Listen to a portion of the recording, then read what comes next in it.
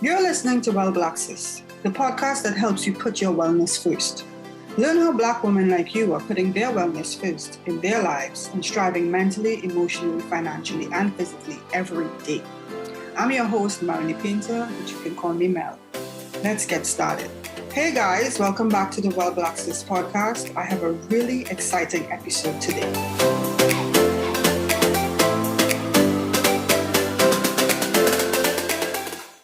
Hi everyone, we are back with another episode of the Well Blacksis podcast. And on today's episode, we are talking to Brianna Lackwood, a young Gen Z who was recently diagnosed with diabetes 1 and is here to bring awareness to her disease and share her story. Okay, so welcome Brianna, welcome to the podcast. How are you doing? I'm doing well. What about you? I'm very psyched. Got some really good news today. So the girl is moving on up today. Is it the west side? The west side, yeah. What? Yep. I'll tell you about that offline. Okay. All right. Fine. Fair. So back to why we're really here. I'm very familiar with your story. So I want you to kind of give us a little backstory on why you're here to share about your diagnosis on diabetes 1. Like, what was happening? So the main reason that I'm here to share my story, which is not necessarily a unique story because so many people have diabetes, but that doesn't mean that it shouldn't be shared, is because not a lot of people know the ins and outs of type 1 diabetes, and a lot of people know what diabetes is in general, and that is a diabetes that's associated to the commonly known type 2. And not a lot of people know the different variations of it. Like, it's not just type 1 or type 2. There's also diabetes that you can get from a range of different, dysfunctions that happen in your body. And I particularly have type 1, which for a lot of people who are diagnosed with type 1 can go undiagnosed for a very long time because it can come out of nowhere without any explanation, without any genetic detection or anything like that. And I know for me, the people that I associate with the disease don't look like me. The people that I see advocating for it or raising awareness about it don't look like me. And that doesn't mean that I can't get inspiration from people that don't look like me, but it is great to find a community of people of color, Black people particularly, who live every day with type 1. And that's why I want to share it. Okay. Thank you very much for agreeing to do this, because I know it must not be easy. So just for a little bit of education for the people that may be listening, diabetes 1 is hereditary, is correct? So it is either hereditary or caused by some change or chance in the environment just triggers it. So you can literally have no immediate relatives that have type 1, and then one day you just start experiencing symptoms of it, which is what happened to me, which is why a lot of people in my family were shocked. So right, because our side of the family doesn't have diabetes, so we were like, where is this coming from? You know? So what was happening with you that led up to the diagnosis? Take us back. So because I have the privilege of hindsight, I can rewind and kind of detect where things started off. And it probably started in December of 2020, which I can probably say was when I started to feel the symptoms. Now, who knows if my insulin count was depleting for months before then, but in hindsight, I think that's when it started, because that's when I got my first symptom, or that's when I was able to kind of physically feel it. I had a yeast infection, and I had never had a yeast infection before. It just came so suddenly. And I was itching for days. I was like, what is this? Did I wipe myself with something dirty? Did I sit somewhere dirty? And I'm just like, no, like you've worked in environments that were that probably could have made you susceptible to this before, but this has never happened to you. So like, where did this come from? Sorry for the noise. I'm just gonna, that's my continuous glucose monitor. And I just need to keep it by my side. So not a problem. That was my first symptom of it. And I thought, oh, it was just a yeast infection. I went to the clinic maybe a week, 2 weeks, or the next month, because I thought maybe it would go away in a week. Never went away. I got treated for a yeast infection. Okay, I took the little pill. It went away for a little bit, came back within a couple of days, right? And I was like, this was around the holidays. So mind you, I'm eating all the carbs in the world. Right. Not really knowing that this was probably accelerating the bacterial growth inside of my vaginal area, because you're more susceptible to yeast infections or bacterial infections when you have type 1 if your blood sugars aren't controlled. So it came back, and I was thinking, oh, maybe it came back because of my period that was coming on. And I read that like, oh, that can happen sometimes. It's triggered by that. So I was like, okay, went to the pharmacy, picked up the little, I'm not even going to try to pronounce it, metaconazole to treat, to treat the yeast infections. Paid a good $40 for that a couple of times because I didn't know what was going on. Obviously, that didn't last too long, but I spent the entire school year continuously applying that because I thought that was going to help subside it. And then I probably figured like, yo, something wrong is going on because this is not going away. Symptom 2, second semester of my senior year. We're now in 2021, transitioning from December 2020 when I first started to feel some things going on. Where was it, December? Yeah. I'm on campus, college campus, and I'm losing a lot of weight. The weight Let me just say here, for those of you who are listening, Brianna is my niece, and we were looking at her, and she's vegan. She eats very, very well, putting the rest of the family to shame.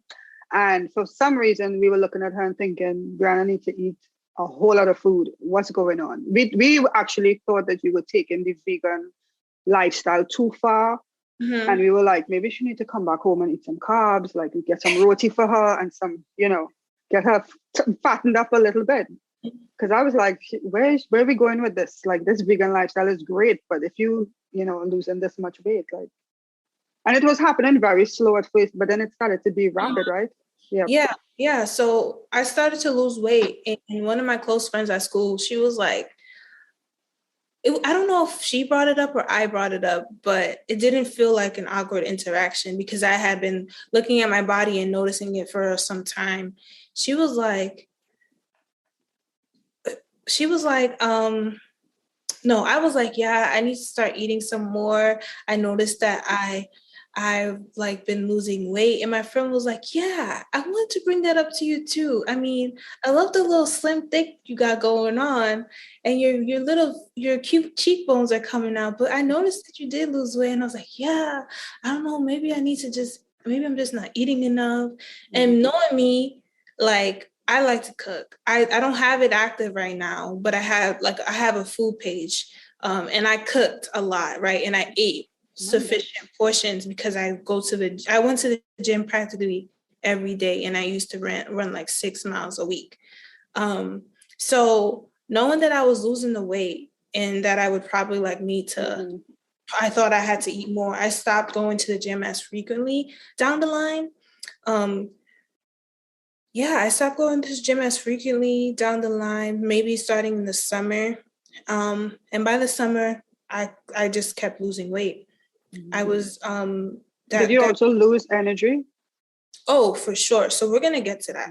So let's rewind a little bit though, because we're still in school. So I was losing weight. That's the second sign that I was not aware of what was happening to me physically. Also real thirsty. I remember I would go to sleep And I would always have a water bottle beside me because I was like, sorry. That's okay. I'm not even gonna lie. I ate some roti, and that's probably why my thing is going crazy right now.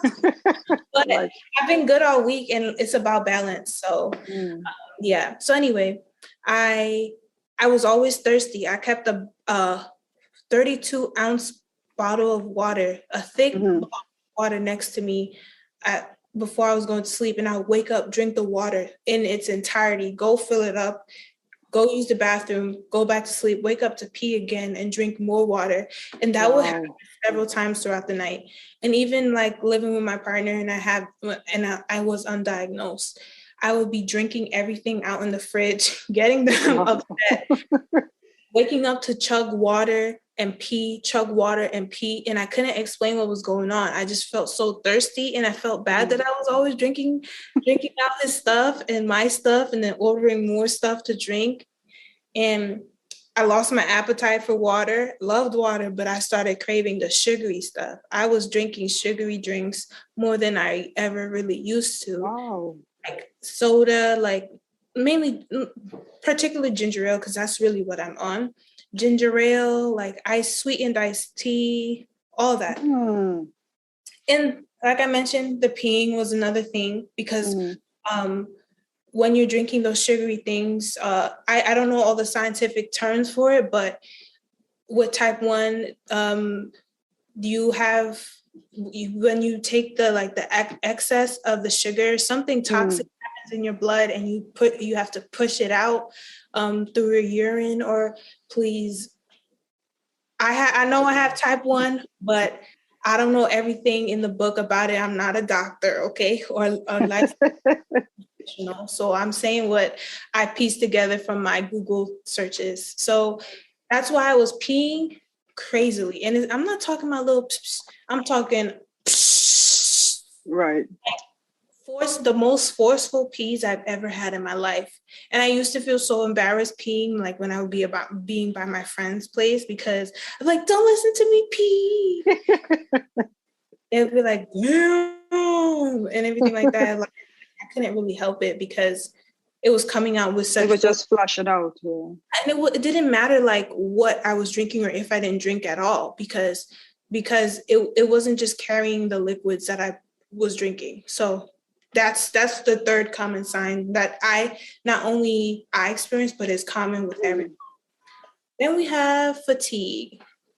Looking back at it, I was taking the most naps in that semester, and that summer, we're talking summer of 2021, spring/winter of 2021, and I didn't know how to explain it.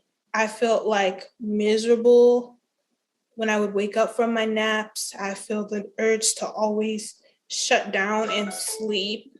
And it wasn't because I don't think I was ever naturally tired. I just think, well, I guess it was naturally because of my body, but my body was so exhausted. Like I'm talking, eyes can't even stay closed, like squinting like this. And my friends would always be like, Brianna, like, why are you squinting? What is that about? And I'd be like, I don't know. I'm just tired. And I'm just sitting there like this on the couch. Like, I just never knew how to explain it. So the fatigue was another thing, and it was extreme fatigue. Well, senior year could also do that to you. Right. So I didn't think about it then, but in the summer it was really crazy. Like I would be walking and then I would just feel overcome, or I would feel like I was entrapped in like a bubble of nothing. I don't even know, like separate from the world. And I would just be walking and everyone else is passing me. And I'm just like, why y'all walking so fast? Y'all know me, I'm slugging along, dragging feet and everything. So that was another thing. No energy, shortness of breath, rapid heartbeat. Sometimes I would be sitting and my heart would just be, and I'll be like, yo, do you come feel my heart? Do you feel that? I don't know if I was like in my head, but I would just be like, what's going on. I used to sit on the floor and like hate having to get up off the floor because I would feel exhausted lifting myself up off the floor. It was very intense. But those are the main things. And it got to the point where it was also affecting my vision. I would be tired, constantly thirsty. And then on top of that, when I'm blinking, I'm seeing black dots everywhere. Ooh. Yeah. So I thought, I'm exhausted. I used to just tell him, yeah, I'm a grandma. I don't go out, nothing like that. I'm just tired. So up to this point, you haven't gone to the doctor about these particular things? See, me, I was like, yeah, I just need to eat more. But then I couldn't explain the fatigue. I couldn't explain the rapid heartbeat. I couldn't explain the dry mouth that would literally peel whenever I would like try to gargle Vaseline or drink anything acidic. My mouth, the skin in my mouth would be peeling. I developed these like bumps, these bumps around my like stomach region, and I like, it's like the body was forcing things out, and I was like, almost like a pimple, but it was harder. So I was like, I couldn't explain that either. So at a point, I was like, yeah, it's time to go to the doctor. It's not a matter of natural weight loss. Something's wrong. And it took months, a year and months even, to get up and like take control of that. And it's not that I wasn't aware of my health, because many occasions I was telling people around me and myself, like, something's going on, pushing that to the back burner, because I was like, I've always been healthy. I just need to get over this hump and like take control of my life, not knowing that my body was fighting me, you know? Yeah. And that's what it does. I'm reading this book now called The Body Keeps the Score. And it's really a book by a therapist who was treating ex-soldiers from the Vietnam War with PTSD. But in the book, he really talks about how your body holds and remembers things. And even with my fibromyalgia diagnosis that I had last summer, my body started adapting to whatever. So when you talk about your fatigue and bumps coming out, what bodies do is that if you are doing, whether you're doing good things or bad things, the body adapts to that. So it will start fighting you in the beginning, but if you continue doing whatever you're doing, the body will just adapt. Right. And after a while, it'll seem like normal, but it isn't normal. And that's what bodies do. So it really keeps the score. It keeps the score of whatever you are doing. So we have to pay particular attention, which is one of the things I think for the Black community, we have to particularly pay more attention, because we are so susceptible and we are so marginalized when it comes to getting treatment. And then who we go to treatment for may not always understand our culture, where we come from, our heritage. So they're not versed in how to treat us particularly. And that is also a disadvantage that we have to pay particular attention to. Yeah, I totally agree with that, regardless of what I was trying to do. Like, you're tired, take a nap. You're losing weight, eat. Like, that doesn't work with type 1. You have to, like, there's no way to combat it by like yourself. You need insulin, regardless of what people may tell you. Like, reverse diabetes, look, that's not a thing. If pancreatic surgery was a thing, okay, but it's not. I don't believe it's safe for me. My body, it was running out of insulin. There was nothing for me to do. No amount of sleep, water, food could fix that, because those things were inevitably making it worse. So once you were diagnosed, what's changed? Since I've been diagnosed, I've definitely had to, mentally, I definitely had to think about things more carefully. because it takes a toll on your mental, not just your physical well-being, which I'm gonna get later or in a bit. I was definitely thinking, like in the beginning, it was a constant, like, I guess, racking up my brain of how to get over like the slump that I was in of my during my like initial stages of my diagnosis, because I couldn't deal with it. Like, realistically speaking, nobody wants type 1 diabetes. No one wants diseases. No one wants ailments in their bodies. We just have to live with it. And I guess that's just how the human form is. Even the people that we think are perfect physically probably have something going on. And I'm not trying to say that to make myself feel better. I'm just saying that from my perspective, because I'm not perfect, but I thought that the path that I was leading on, like, diabetes was not something that I could have ever guessed that I would have in a million years. But things happen. The human form is what it is. So I had to kind of think about, like, how am I going to change the way I think about my eating, the way I think about myself, the way I think about, like, showing up physically, being in public, addressing my situation, because there's nothing I can do to hide it, and it is what it is. So it was hard at first, but if people don't know I have diabetes, they know now, because there's no need to hide it. And I'm going to be vocal about it always. And I'm always okay to talk about it. So, yeah. So the physical is a little different. So I lost a lot of weight. And then I, not even kidding, I was like 2020, I was around 160-ish, balancing between 150, 160. Then I dropped down to 14, 15, 16, 18. That's a lot of weight. So I had, I look back on photos like, yo, did I not really realize what was going on? I thought I was skinny, but I didn't know I was that skinny. So, you're trying to be model skinny. Right.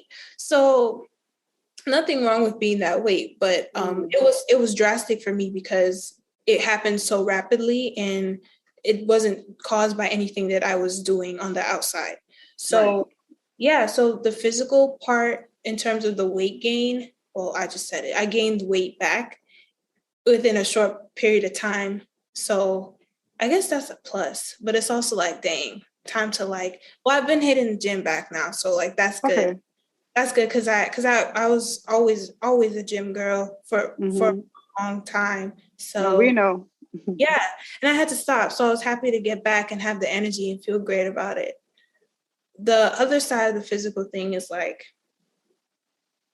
I guess, having to constantly, soothe myself whenever I'm in pain from injections, because I have to take insulin through needles, or like having to always wear my continuous glucose monitor in my arm, which isn't a problem anymore. Like, it's whatever. But that's just the physical aspects of this. I also had swollen legs for a minute. My ankles and my feet used to swell up.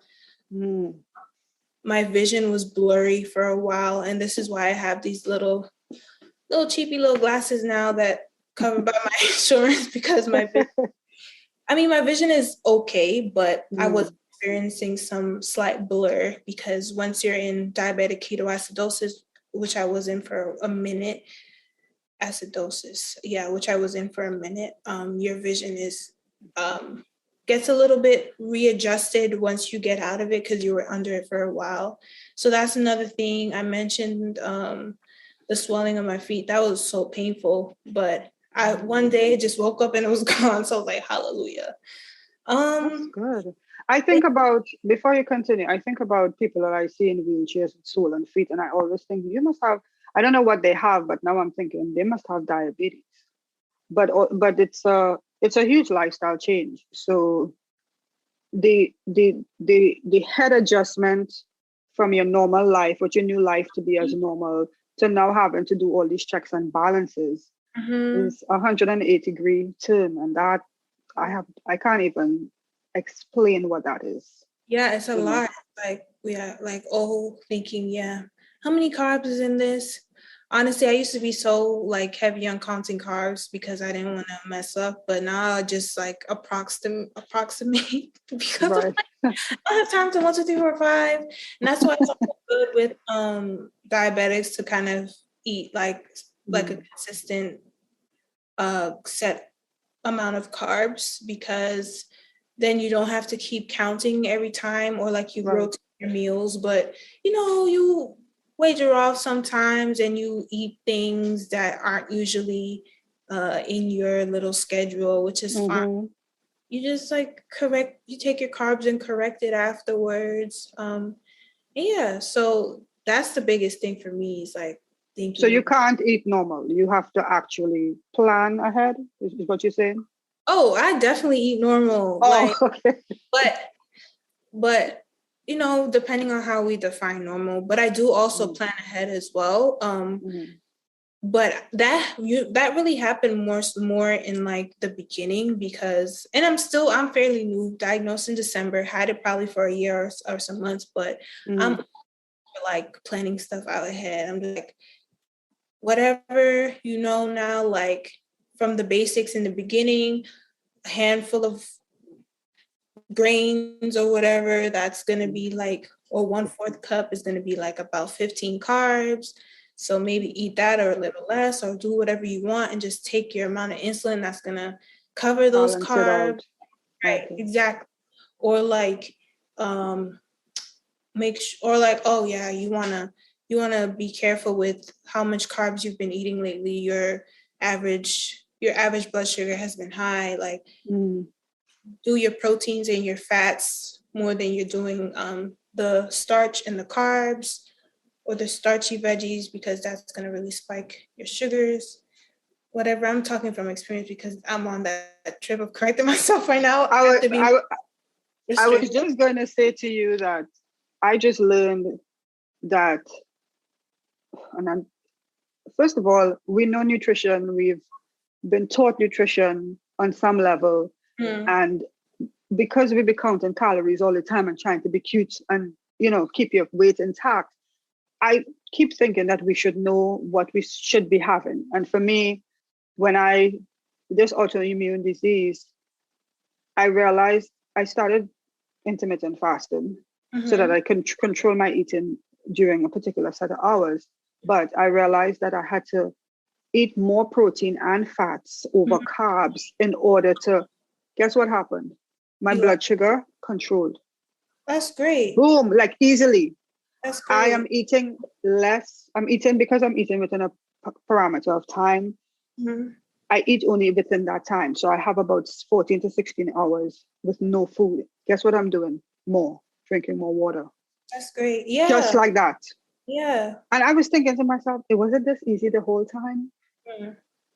4 decades of my life, like, was it this easy the entire time? Because nobody sat with me and said, do this and this and this and this. I'm crazy. So for those of y'all who are listening right now, please, if you have any little disease, I mean, of course, contact your doctors, because we are not professionals. We can just tell you what our experience is. And my experience with my body. And then I learned that everybody's body is different. So the way your body would react to something, my body probably will react totally different. So we have to find us, which is the other reason why our caretakers have to also be familiar with us. So whoever you go to for care needs to be familiar with us. They can't be from somewhere else and trying to treat a Caribbean girl, because a Caribbean girl is coming from a different set of eating foods, environment, growing up on different things. Exactly. So, we have to pay particular attention to those things and ask a lot of questions. Look how long it took for you, even though you were seeing signs of change. We always think it's something else. The diagnosing of ourselves is not something that we need to continue. We need to stop it right now.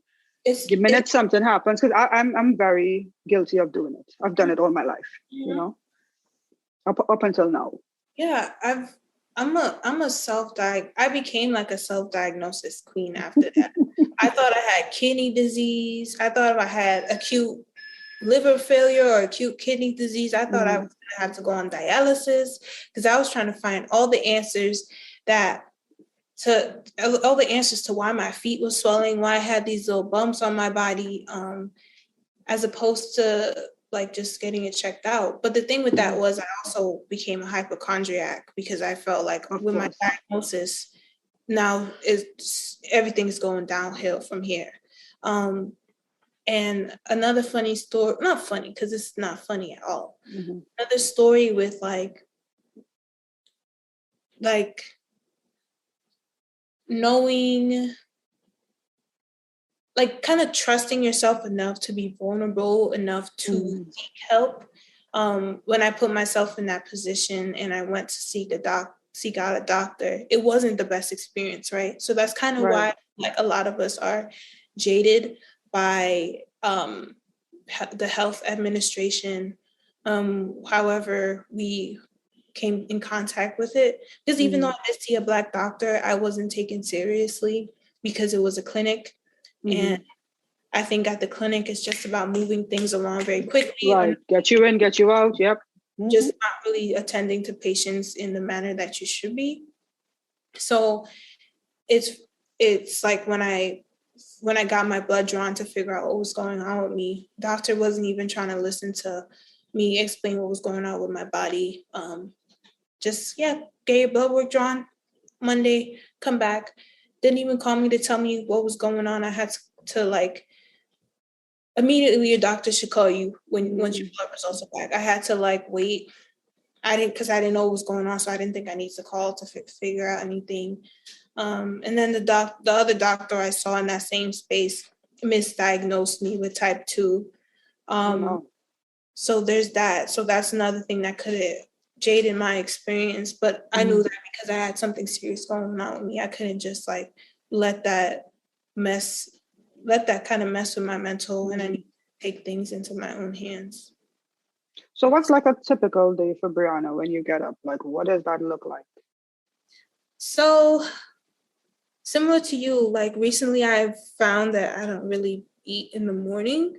And it kind of sparked when I was like, are you hungry right now?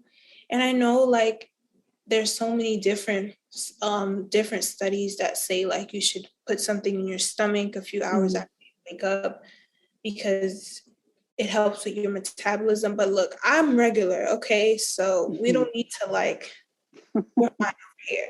So wake up. Usually I wake up around 6, but I don't get out of bed until 8 because I'm like, not 8, like 7:30-ish because I'm sleeping. I'm sleeping and I'm up. Then I work from home, so that starts at 8 o'clock, 9 o'clock-ish, you know. Like walking around the kitchen, making like tea or something. And that's usually fine for me because I'm not feeling like I need to eat anything. Usually I'm like, oh, let me make some eggs really quick. But now I'm realizing I will do that if I work out in the morning, but I found that I've been working out a lot more in the evenings. Okay. Then depending on my workload, I eat lunch around like 2, latest is like 4. But that happens. And throughout the day, I'm always checking my blood sugar and correcting it whenever it's above the level that I want it to be. Then I go to the gym around 7 or 6 for about an hour and a few minutes or a little bit under an hour. Come back, maybe eat something light or like a little protein snack afterwards, like some yogurt or something. And the day is simple. It's so simple. So you literally only have like 2 meals a day based on when you start eating? Yeah, recently okay. Real recently, okay? The week, okay? It's been 2 meals and I'm fine. I don't feel like I'm gonna, when my body is like rumble, my stomach is like bubbling up. All right, I'm like, Brianna, you need to eat. But then like, that's fine because that's me listening to my body, you know? And if I find that I need to eat to feel energy, then I will eat something. But I'm not usually I found that like I've been fine. I don't know, like I felt like I need to eat a lot in the morning or just whatever. But sometimes I do, sometimes I Right. don't. So right. Yeah, because I believe in giving the body what it needs. So if you Mm-hmm. like this morning, I know I ate early because I had a doctor's appointment, and I would have a Mm-hmm. break because I have to not eat 2 hours before I get to the doctor. So I had like a 4 hour of no eating in the middle of the day when I should be eating. So you have to kind of, but Auntie Joy and I used to say food is distracting because when we were fasting, it was just like we had more energy, the brain was sharper. I think food really like clouds you sometimes. And then there's what you eat. Mm-hmm. It's a lot about what you eat. So like I said, like I was saying earlier, more proteins, more fats, your body recovers faster from it. So Yeah, that's true. I can't do a lot of the excessive carbs, which has to do with like your root vegetables, certain things like corn, potatoes, plantain, stuff that I used to really like eating. I know.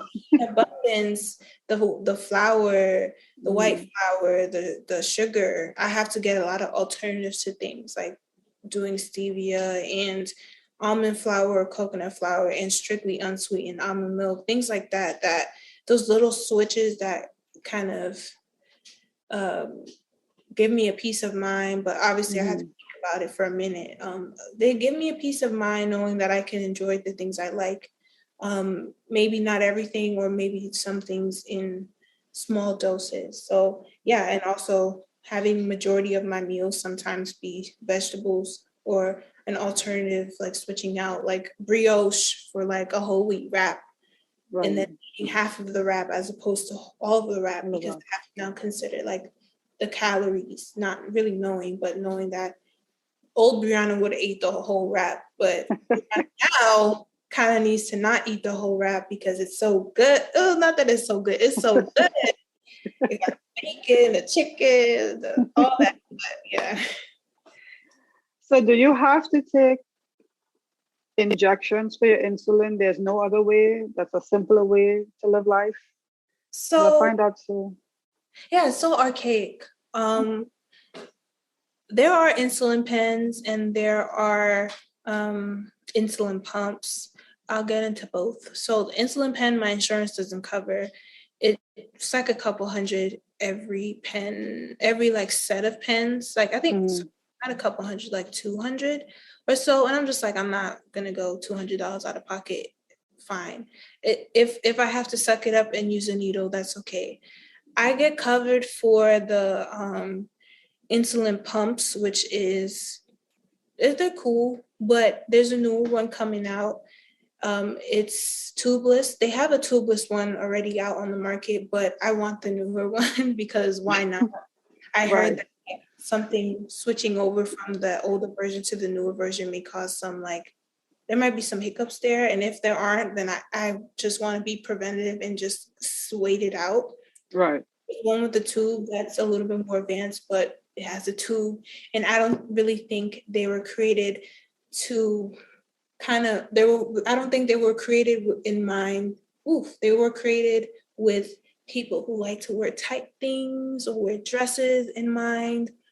So I'm just like, this is not conducive to me. I don't want to be playing, what's that game? Twister, trying to figure out where to put this device with the injection. Your tube comes swinging. Right, swinging that around.